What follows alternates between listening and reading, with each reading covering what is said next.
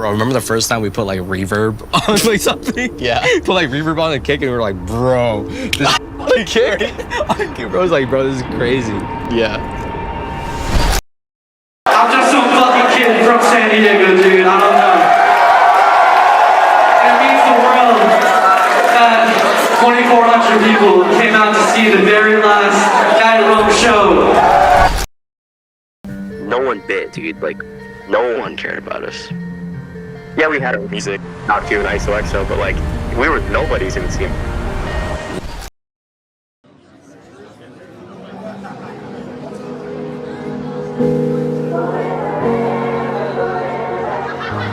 Man, I love them both. The fact that they're both just two guys from San Diego, making music, best friends, doing like their dream, that is inspiring to me.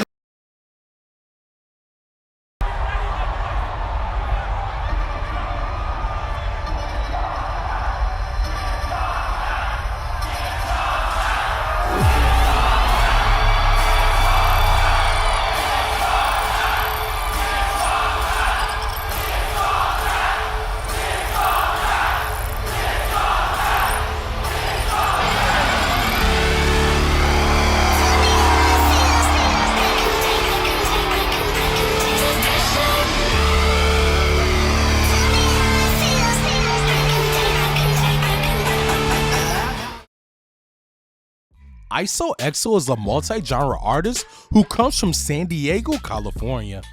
He started producing music in the year 2012, meaning since he was born in the year 2000, he would have started making music at the age of 12 years old. Iso used to be a big gamer as a child, playing Guitar Hero, which is a very popular game released in the year 2005, in which gamers used a guitar-shaped controller to simulate playing primarily lead, bass, and rhythm guitar across numerous songs. He stated, "I didn't really have a lot of music to listen to. The only real selection I had was music from video games. So bands like Dragon Force and Megadeth, a lot of heavy metal, speed metal type shit."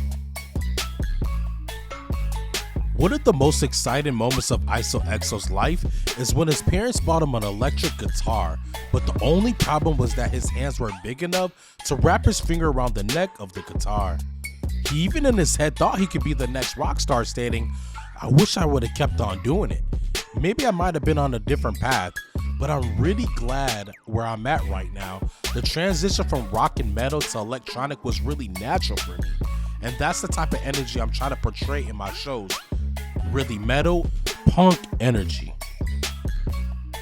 After years of mastering his craft, he would then play his first show at the age of 15, where he met his best friend and former DJ buddy, Knock 2, at the San Diego County Fair back in the year 2015.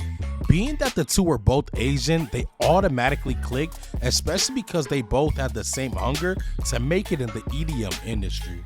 Iso would play random pop-up shows in different cities, in which his first one was in San Diego, which is in his hometown. The crazy thing about that story is that they did it under the freeway in the storm drain. The second one he did was in New York in some random alleyway where he pulled up in a box truck. They announced the address, and a few hours later, 1,500 people showed up to see him play, which is absolutely legendary. The third show he did was in LA on top of a parking garage. He stated, "That one was sketchy because I don't think they ever had a party to that scale before. When people were jumping, the ground was flexing. I felt kind of scared that the ground would cave in." I'm not gonna lie, that was very risky of Iso to pull something off like that, but when you have to give the people what they want, you have to be willing to take a risk. A wise one once said, "Only those who will risk going too far can possibly find out how far it is possible to go." Last but not least, the fourth show was in the Bay Area, and what made it so special is that they did it before the album dropped. Yeah, the show got shut down about 45 minutes into it, but it's the fact that you can give back to the community by giving a free show. One powerful thing that I love that Iso said was, "If I heard that my favorite artist was having a free show at some random ass spot, I would be so hyped." And he's absolutely right, because if I heard Iso was having a free show at some random ass spot, I'd don't care what I'm doing, I'm dropping all my plans to be there. Isoknock started making waves when they released one of their most popular songs, Radio, back in 2021, which caught the eyes of Henry Steinway, better known as trap legend RL Grime. The duo would then collab with the legend with the hit song called Stinger, which skyrocketed their careers to the highest plateau that they probably never seen coming so soon in their career as musicians. It's crazy to think that Iso was a shy kid growing up, because when he does shows, he's always so hype and full of energy. He brought trap back on the map because of the year 2017. Trap really died down because bass and rhythm took over, which is why you haven't seen that much trap EDM DJs on lineups. The only ones you really would see on lineups are like RL Grime, Alice in Wonderland, and DJ Snake. The reason why I respect Isoxo so much is because even though the era of trap died down, he still wanted to make that type of music.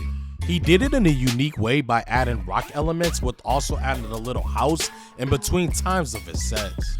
He stated, "As far as my sound, I really don't think there's anything that really sets me apart from my peers. I'm really not that special." I'm gonna have to totally disagree on that one, because I don't think anyone has a sound as unique as him or Knock 2. Richard, aka Knock 2, was born in San Diego, California, but wouldn't start DJing until he turned 11 years old. Inspired by Diplo and Skrillex, a couple years later he would start producing music like bounce, twerk, and trap music. He would play clubs all around California, making a name for himself, in which he would connect with trap DJ Benzi. Benzi was one of the founders of Knock 2, posting his music on his platform Live DJ service, where DJs and producers would pick up on his music, including the EDM legend Diplo. He would then become a local DJ, linking up with San Diego resident DJ Cheyenne Giles. Cheyenne Giles was already in a group with DJ Shoney, so they basically took Knock 2 under his wing, announcing him as the third member of the group called All Gold. They would announce the first track, which is a twerk anthem called Yeah Ho, and I'm not gonna lie, when I first heard this track, I could not stop listening to it. Since this was released in 2015, I can only imagine how many white girls were twerking to the song in San Diego clubs. I definitely wish I was there to experience that, I'm not gonna even lie to you. 2018, the group decided to do their own thing and focus on their own careers, but Knock 2 and Cheyenne would still continue to produce music together. The following year, Knock 2's music evolved with a totally different sound, leaving his twerk sound in the past. He would elevate his sound to trap, big room, and tech house. He would release one of his most mind-blowing tracks I've ever heard from him, which was his remix to Sound Class from Frostadamus and Troy Boy. A couple months later, Knock 2 and Cheyenne released a jaw-dropping festival flip, Tremor in the Cinema, which would then catch the ears of none other than the Chainsmokers. With Chainsmokers posting a clip of their songs, everybody and their mama wanted to know who cooked up this track that everybody wants to get their hands on. Even popular artist Tiesto reached out to Cheyenne asking for the full track of the edit, with also offering to deal with a few of his tracks to Tiesto's label Musical Freedom. Isoxo and Knock 2 were still in cahoots producing tracks together because their goal was to get signed to RL Grime's new label called Sable Valley, in which they were already in cahoots with the A&R for the label. With the Godfather RL Grime and Tiesto supporting Isoknock, that would bring both of their careers to the highest plateau due to the amount of accolades RL Grime and Tiesto have alone. RL Grime is the trap god in the EDM scene hands down, especially performing huge festivals and dropping hits for over a decade. As well as Tiesto being the house god, influencing DJs for over 2 decades with his sensational sound of tech house. There was no shows in 2020 due to COVID, but in 2021, shows were silently coming back. Knock 2 releases his Two Hearts EP, which was played at every festival that you could think of. Knock 2 would even be at these festivals, and he would hear his songs including remixes of his songs as well. It's safe to say that Knock 2 and Isoxo changed the whole dynamic of the EDM scene with not only their styles of music, but also the way they dressed, with having an emo goth style type vibe with mixing their own swag into it. It's fair to say that Isoxo and Knock 2 have made their way in this industry. The process didn't take overnight, but they did achieve success quicker than a lot of EDM DJs that are in the scene right now.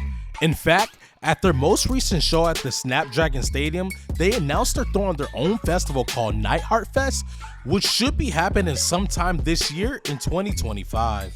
Me being a huge fan of Isoxo and Knock 2, I'm very happy in how successful these two are, and also I love the fact that they are both humble human beings who love to make music that we all love so much in the scene.